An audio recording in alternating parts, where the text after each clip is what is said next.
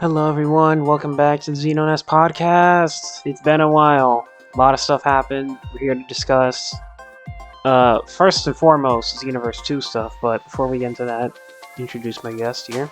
Go ahead. You're supposed to introduce me, but yeah, it's okay. I'm the co-host. My name is Jack. I'll be here for today, just like every day.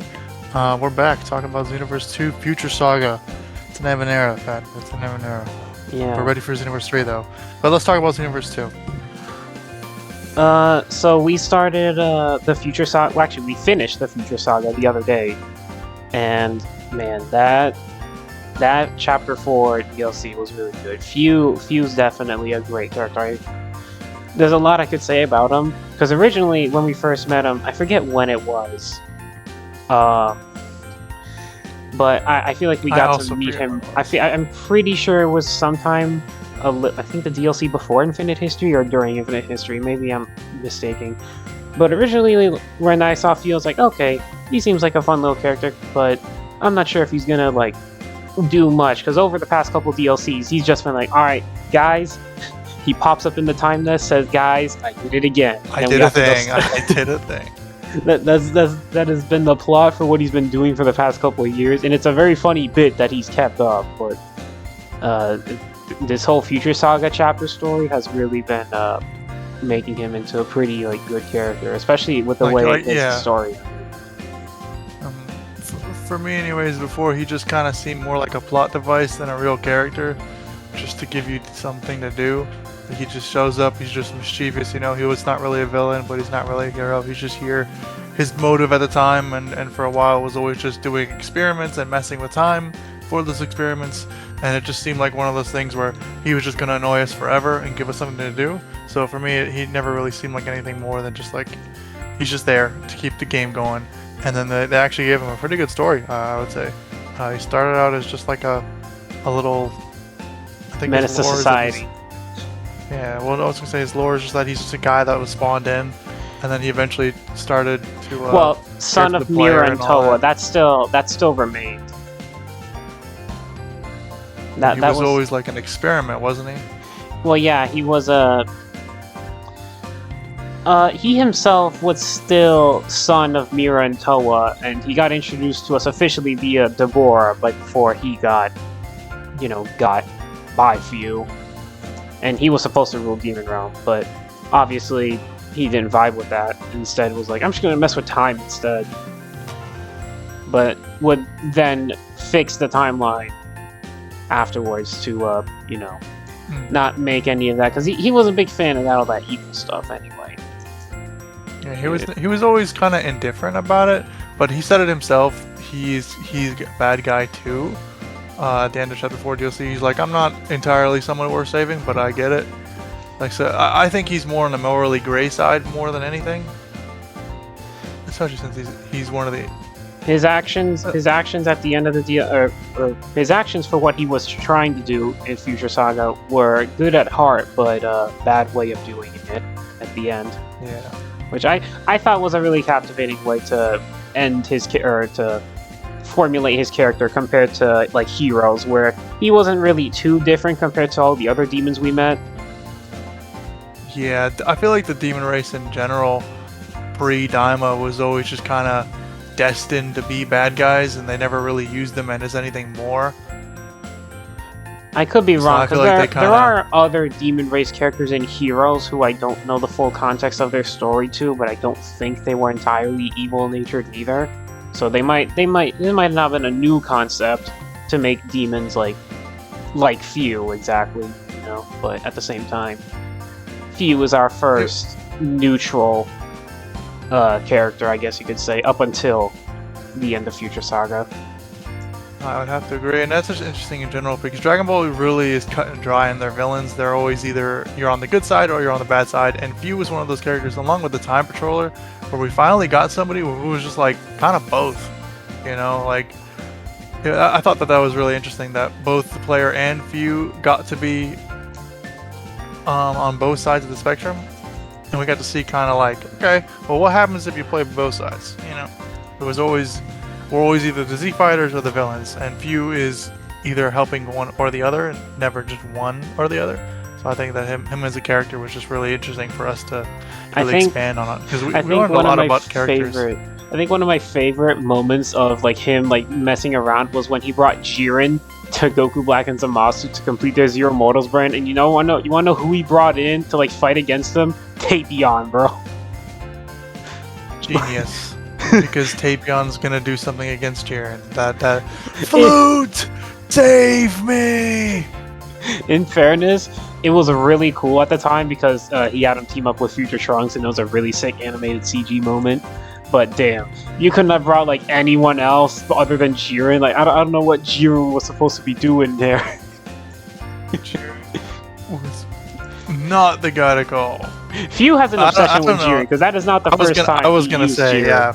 Few love Jiren. He's a Jiren Glazer for sure. I remember we were rewatching chapter 2 with Ultra Super Villain Jiren, and he was just glazing Jiren the whole DLC.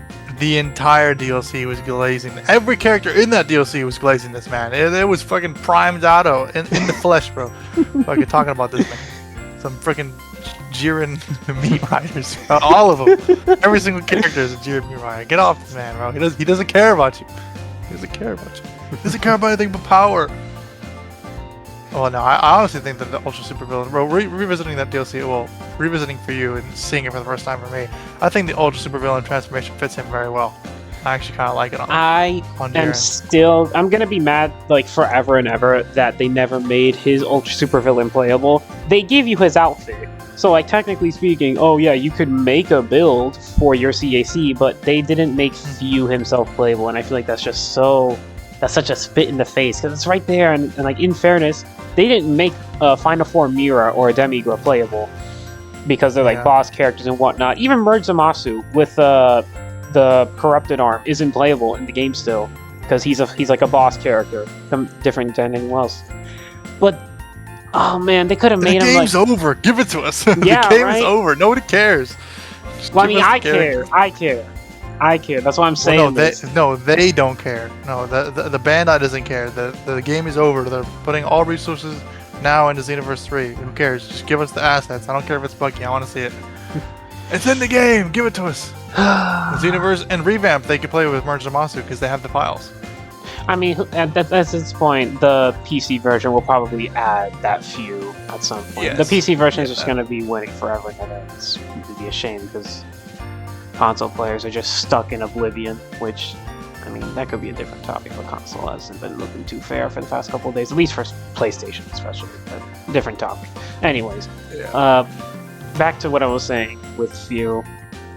I really liked how his story was developing on, and as we approached I think it was like at the end of chapter 3, he was really hinting at what was going to happen, and even at the end of chapter 3, it was kind of obvious. I saw many, at least a handful of theories saying what was going to happen. And I guess this is the point where I guess we should say there are going to be story spoilers for those who haven't played the DLC, obviously. So if you're watching this video this far deep in, then I mean, watch further at your own peril. But the whole reason why Few's doing this in the first place is because our CAC is going to die in like a million possible timelines, and he's trying to prevent any of those from happening in the first place, which is what the future he saw back in all the way in chapter 1. So ever since then, he's just been trying, and it got to the point to where he was like, alright, I've taken all these crystals, and now all the timelines are converging where I'm going to kill you. So I'm going to prevent you from dying by my hands by summoning a black hole and summoning your every single op.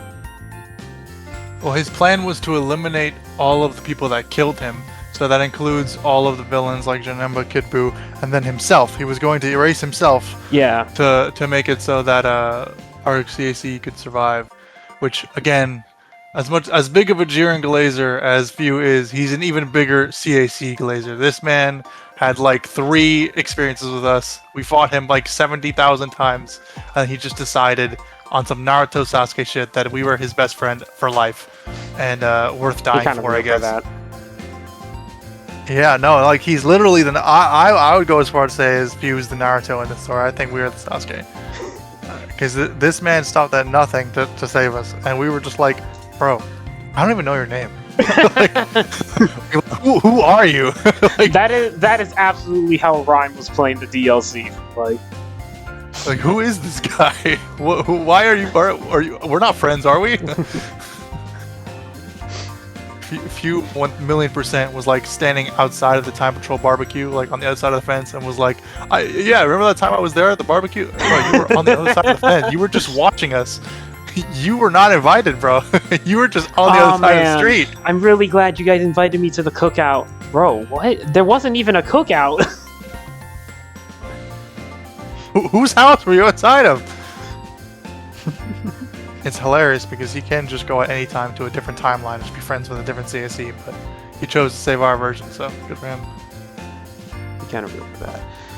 He is real for that. Even more real for summoning our every op to beat us in a end game level event at the end. Yeah, bro was like, I'm gonna save your life. Please don't try to stop me. Well, I'm gonna try to stop you anyway. Okay, fine. So you know all those people that I told you that killed you? I'm gonna use them to stop you from saving you. I think that's the option here.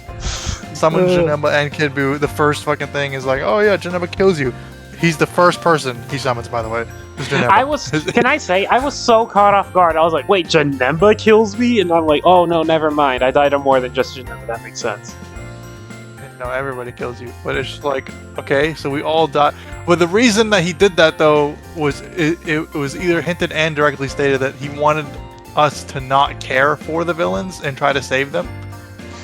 Because we weren't just saving Fuse life, we were saving all the villains too, and he wanted us to like not empathize for them at all. Like he just wanted us to not I'll care. say, completely reasonable in his instance. No, I agree. I think that whole, even though it's funny, we meme about it because he tried to save us by beating our asses with all the villains who killed us, but it makes sense. Like I get it. I get his methodology, but again, he's just young, so he didn't really know how to. Like I'm really looking forward to a few under the guise of the Time Patrol, who actually has a chance to mature. Yeah, and I guess speaking of that, towards the end of the DLC, when we do end up saving him, he does end up joining the Time Patrol, which, can I just say, I'm so glad, and it's such a better ending, and I'm really hopeful that leads to something in 3. I don't think it will, but I would love just like an implication of something. Well, I think you sent me. We got a Twitter leak of a voice line of our CAC seeing Few from the timeline, which again is exactly what I said was going to happen. I knew. I told you. Well, unfortunately, for the folks at home, we did record a live reaction to the chapter 4. We played the whole thing in one sitting.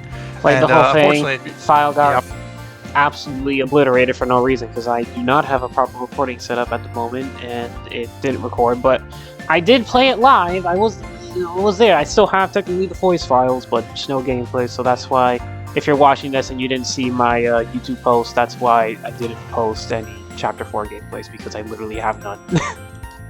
Yeah, but we were there. We played it, and it was great. And what was I saying? I forgot. You're talking about our Xenoverse 3 CAC seeing Few. Oh, yeah. So they released a voice line on Twitter that it was a deleted voice line where Few talks about the future. It's the same exact thing that we see at the end of the Chapter 4 DLC, but one voice line changed, and it's Few talking about somebody being able to see us, and how he had turned on an invisible barrier using his magic to make it so that nobody could see us while we're peeking through, but somebody did, and that somebody is the CAC. Assumedly the CAC. Well, we know it's the CAC because he says, and I quote, this guy who's looking at me, he kind of reminds me of you. Oh yeah, that's true. Yeah. So, one can only assume that most likely refers to the CAC. Yeah.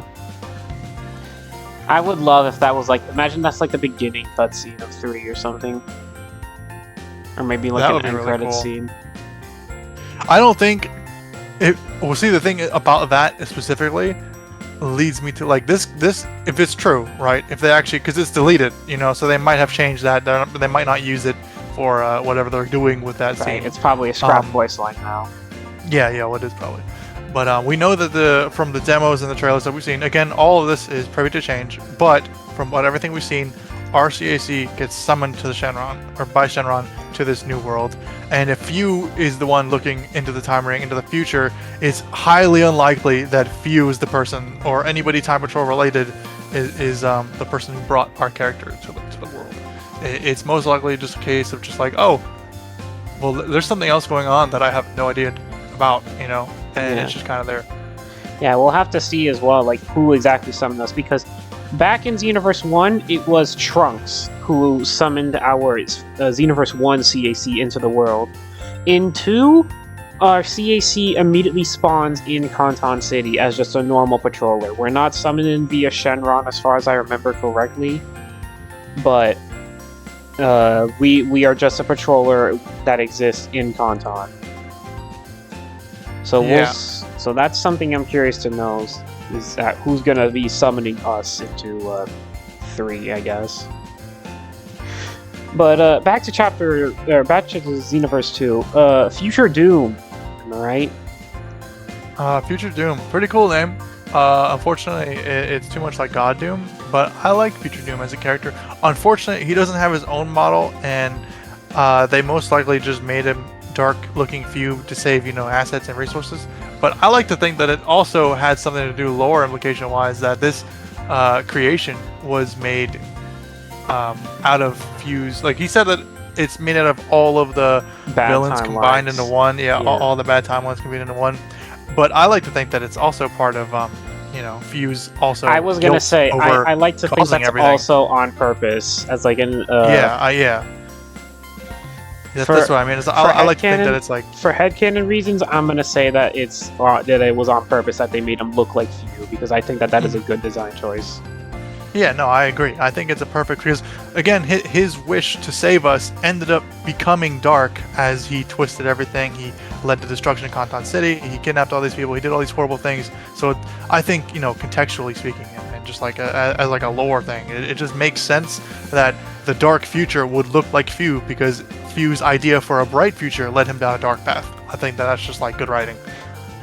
Even though it probably wasn't that, but I think it's cool. No, of course. But I love it, and especially design-wise, I love it when evil characters, like, I've made this comparison before, but I love the Void in Thunderbolts. His design, amazing. And I totally think that it's at least a little bit inspired, because, I mean, come on. Like, if you put the two side by side, the resemblance is there. And I just think that... Yeah, it is. Damn, what was it? What is the phrasing? But like, little is more, or something like that. But just having a dark palette with nothing but like glowing red eyes, something about that is just like so menacing. Especially for like what is essentially the concept of a black hole entity that they summon from space-time, which is what it is. Which is a crazy thing, by the way. The scaling in Xenoverse in Chapter 4 goes crazy. Yeah, shout out to Krillin being able to survive the pull of a black hole. Oh yeah, no, that's crazy scaling. A lot of that fight went kind of crazy. I mean, we know that the power scaling in Xenoverse 2, specifically Future Saga, is insane already, because I know I watched Chapter 1 where me and the Z Fighters are struggling to beat Broly when I, as a CAC, fought toe-to-toe with Blue Goku in literally base game. Like, there's no way that base Broly, you know, was putting up numbers like that. Z Broly, by the way, in Chapter 1 DLC, when we fight not even Ultra Super Villain Broly, by the way, just regular Broly. He's just there. Well, he has the Super Villain aura. Struggling. Well, he has the aura, but he's not corrupted, you know. He doesn't have the crystal fused in him. Which I am amazed to this day, looking back, that they did not do Ultra Super Villain Broly, like, fully. I guess that would have been crazy. I have to assume is because they were saving Broly's moves for Chapter 3's Broly. Yeah, probably. And also because there was already like 4 characters in Chapter 1, including like 18, Videl, Broly, and I think Vegeta and Goku Black. Like, that was like 5 characters.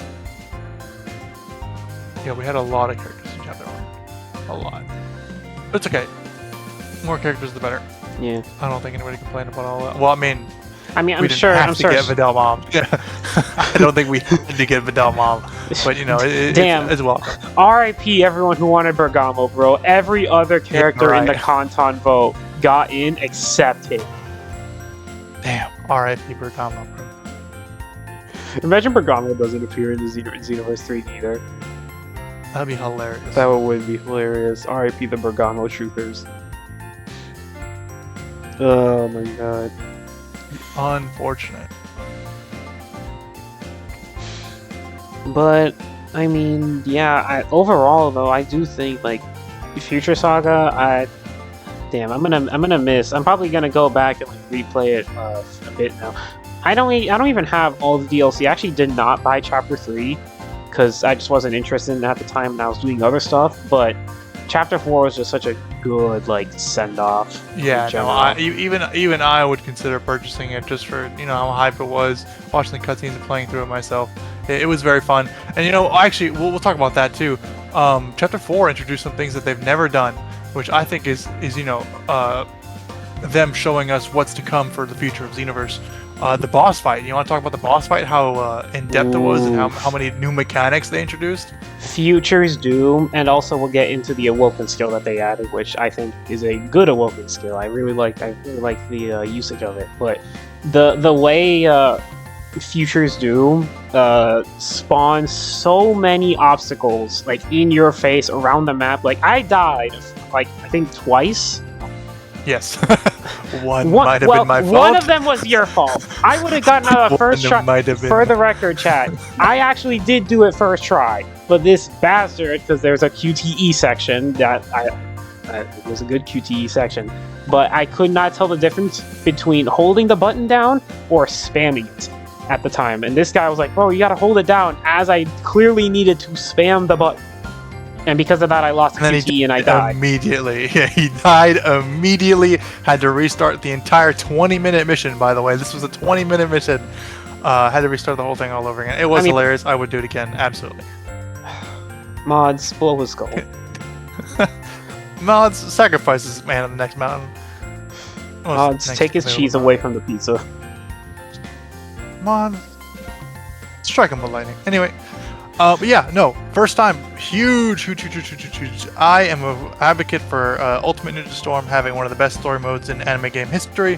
I will stand by that and die on that hill. And part of that reason is because of how awesome the QTEs are and how wonderful they make them. And to give Xenoverse QTEs, I think is, especially this late in the game on the final DLC, along with a bunch of new mechanics.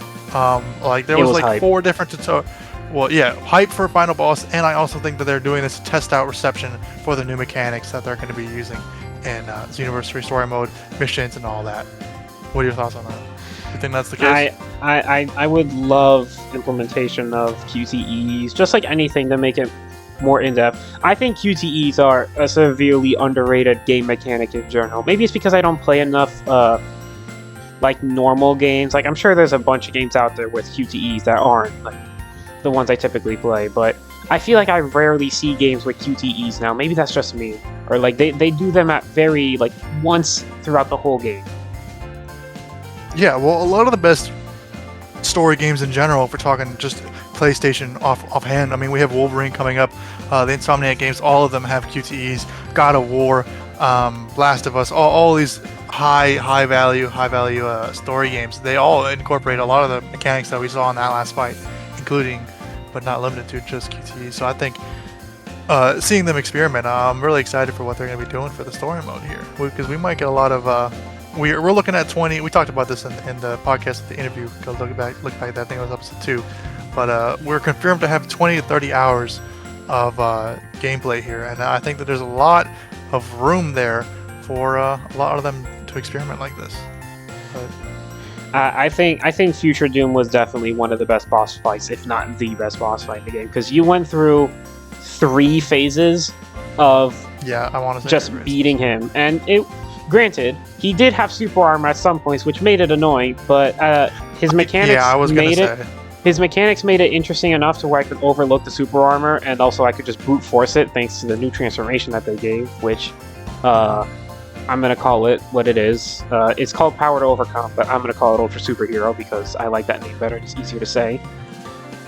But Ultra Superhero is really, really nice. And originally, what happens is Goku does it first, and he just attains it through Ultra Instinct. I guess Ultra Instinct helps soothes the Ultra Super villain down because he doesn't actually. We talked about it. Yeah, we talked about how the Ultra Super villain, what it does as a transformation is the crystal that like draws out raw emotion and like whatever you're feeling at the time. It amplifies whatever desired is, good or bad. It will make it stronger and make it consume you. But Goku specifically, one, he has a crazy high mental fortitude. I mean, this guy trains all the time. He's a martial artist. All of them will always have that kind of level of mental fortitude. But he specifically is the only fighter in existence that mastered UI Ultra Instinct that makes you like perfectly calm. Yeah, like basically, yeah. He perfected the one power that would help against anyone. Like if any other characters had UI, they'd be fine from this ability. So yeah. So I do think that was intentional. It's not just because Goku's the main character. I think there is, even though they never explained it like that. I think that alone I think I'm fine with it anyway. Also, MC moment, love my heart moments in Aura anyway. Yeah, no, I think it most definitely was just because it was Goku, but yes, absolutely, it's specifically because of his UI. Like, I think they wouldn't have been able to get away with it if it was like Vegeta or Piccolo or Gohan. It just wouldn't make sense. Well, we know for that for a fact because they got corrupted in the same DLC. Well, they didn't get corrupted by the crystal. But they were in like stage 1 Ultra Super Villain. I don't think I remember that DLC you're talking about. It's in chapter 4. It happens at like the same time. Well, they don't. They get the aura. They don't. Yeah, they get the aura, but I mean, it's basically the same thing. They would have been corrupted. I mean, getting corrupted with the aura is essentially the same thing as being like hit with Ultra Super Villain. Like it's just like a different stage of the transformation, you could say, because we see Supreme Kai of Time like earlier in the DLC, who did gloss over, unfortunately, but there's not much really to say about her. We can come. Yeah, I mean that was just a fight. You know, that was just like a.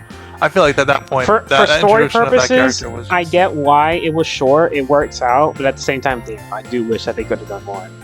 No, I feel like Rhyme and Serial X did both talk about how they could have extended that, how we could have seen more. We could have honestly gotten a whole chapter of DLC off of the person who's in control of the whole time nest and everything becoming crazy. Like that's room. There's a lot of potential there, a lot of Megumi there for put up the PNG. A lot of Megumi there for a good DLC. You know, working with Trunks to subdue the Supreme Kai Time for messing all these timelines up, combining them and all that. There was a lot of potential there. But I get why they wanted to make it so short, because the main focus of this DLC was Fyu and his relationship and with the CAC. So I understand why they did. There was already plenty of story to be had, and frankly, it works because he had a whole scheme, and it was always a part of his plan for that to happen anyway. Like, he knew we were going to beat up Cronoa, which, crazy enough to say, but yeah. What was I on about earlier before that? I don't remember. Of course you don't. Yeah, I mean, we were just talking about Xenoverse 2. The last thing I remember I was talking about was the game mechanics of the new thing, and then we were just talking about the different chapters. Supreme Kai Time, Fyu. We're going over Chapter 1, Chapter 2. Shoot. Yeah, I don't remember. I don't remember. Now I don't remember. I went on a tangent on Supreme Kai, and then I just completely forgot. Oh no, we were talking about how Nope, that wasn't anything. I was gonna say because we glossed over Supreme Kai Time. Do you want to talk about how like it started or anything? Or? Well, I mean, yeah, because the way it started was pretty cool. Where she gets dragged into one of the scrolls. She has like a small scuffle with Fyu. Mm-hmm. That's what I was talking about. I was talking about how the crystal is applied. Because we see her get corrupted with the Ultra Supervillain aura, and then she transforms again with the crystal applied. So, I mean, it's the same thing that would have happened had, the transformation still been applied to Gohan, Piccolo, and the rest. That's the point I wanted to make. Alright, bro. You're wrong. Like bro sees factual evidence that like there's a stage 1 and like a stage 2 type to this transformation. It's not just like a one and done thing. They get the crystal immediately, but yeah, sure. You might be a fraud. Hey, I don't see you having the DLC or playing it. I don't see you doing any of that. So you know what? You didn't beat Krillin.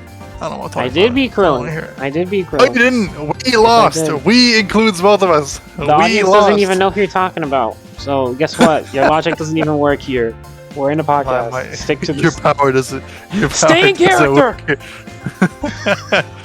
No. How's that scene go? I'm not your wife, Clark. Or what was his name? Yeah, it was Clark, isn't it? She like drops a full F-bomb. Yeah, that was a crazy scene. Stay in character. My cat is eating my headphones right now, so if I cut out, I apologize. Eat the cat. Cat, stop! Chat, we're having some technical difficulties. All right, so I had to box my cat for a bit. I'm back. You're gonna have to edit something in there. My little silence. Get off of me, cat! Get off of me! All right, I'm back. Anyway, be fine. Yes. What time are we at now? Well, we are half an hour in actually, like right now. So, is there anything else we need? Yeah, I was gonna say. Is there anything else? You tell me, man. All right. I mean, I just want to talk a little bit more about Xenoverse 2. I want to give it its flowers. It was an incredible game, incredible experience. Even though we haven't kept up with it, it has been here for 10 plus years, almost 10 plus years. Well, I've been keeping up with it. I haven't been keeping up with it on the channel recently because I've just been playing it in my off time. I never even thought to cover it since the Daima DLC was like I think my first ever Xenoverse video I posted on this channel. But obviously, I've been playing the game for a lot longer than that. Yeah, no, we both have it. It was my most anticipated game. It was Xenoverse 2 and Destiny 2 were both my favorite games on the PS4. I mean, I grew up with those things. Every time I came home, it was one or the other. I would grind either of those games. So yeah, I owe a lot to Xenoverse 2, and I feel like the majority of Dragon Ball fans do as well. I feel like a lot of people have heard of the IP. If you've been a Dragon Ball fan for a long time, you probably played the game or heard of the game. I mean, we've gotten content over the 10 years, regardless of it being good or not. You know, it's just been there for a while. So I just want to say thank you. Thank you, Xenoverse. Thank you, Xenoverse. Absolute Xenoverse. Absolute Xenoverse. Got to give it its flowers. It wasn't perfect, but it's what we got. It wasn't the hero we needed. It wasn't the hero we needed, but it was the hero we deserved. Yes. We always rep Canton City. We rep Canton City, bro. You gotta put it on somewhere on the screen. We'll make a T-shirt out of it. We rep Canton City, and then put. Do you remember the T-shirt where it shows just the Xenoverse 1 logo? I gotta send you that photo. I gotta send you that photo so you can put that. I gotta send you that photo. Yeah, they had like a T-shirt with just the Xenoverse 1 logo, and I completely glossed over, and I was like, I have to make a character with it, so I might put it up on screen right now. But yeah, I'll send you the photo so you can. That was a good one. Oh my god. Alright, but let us know what you guys think about Xenoverse 2 and its final DLC, because, man, there was a lot. Oh, wait, we didn't even talk about Ultra Superhero in general. Is there anything we want to say about that? I mean, it's just a really cool transformation. I guess we could talk about it a little bit just because it's a ooh, scary. It's a transformation with a a timer. Ooh. No, it doesn't have a timer. Part of it has a timer. So the Awaken part has a timer. But it itself does not. We'll get to that in another one, alright. Whoa, timers. But no. Jokes aside, I really like it. It's probably one of my favorite transformations outside of like. I think it's my favorite transformation. I think my top ones are Ultra Superhero, Beast, and God. I was gonna say I think my favorite is Power to Overcome is number 1, then Super Saiyan number 2, and then Super Saiyan what's it called? God is number 3. I think those are my 3 favorite transformations. That's valid. I think UI is cool, but it just doesn't give a whole lot besides the auto dodge. It doesn't make me. I was gonna say Ultra Instinct has a very sick animation. It probably will be like coming in at number 4, maybe. It's very cool, and I like the idea of it. I don't feel strong when I use it. Maybe it's just my build. No. Maybe it's just my build that I'm using. It could be that, but I don't know. I don't feel like a huge damage when I use it compared to the other transformations. It doesn't give as big of a buff as the other transformations. I think it's only a 10% increase to everything. And then you get the auto dodge, which, again, as good as auto dodge is, you know, I'm not a big fan of having my stamina trained. I kind of need that to survive. So well, that got solved with cool. Abominable, so you could do that. Yeah, it did.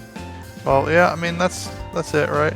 But I think that's it. I think that's all we have to say on that. It's just a good transformation. I like the aspects of it that make it unique, like the infinite key. I like that it does drain your health, so that has drawbacks. It's just a good transformation overall, and I really like. I think it's a good transformation to send it off, and I'm glad that they added it as an awoken skill. And that it's something that everybody can use, not just Saiyans. Thank God. As long as you have the DLC, but yes. As long as you have DLC, but yeah. No, I think it was great. I think it's good. So, I guess that is the last thing we have to say. But I guess we'll end this on just thank you, Xenoverse. Salutes, hearts. Salutes all around, hearts. Everything. We'll see you in the next one, Xenoverse. We'll see you in 3, and stay tuned for the next episode. But of the podcast. In the meantime, bye-bye. Bye.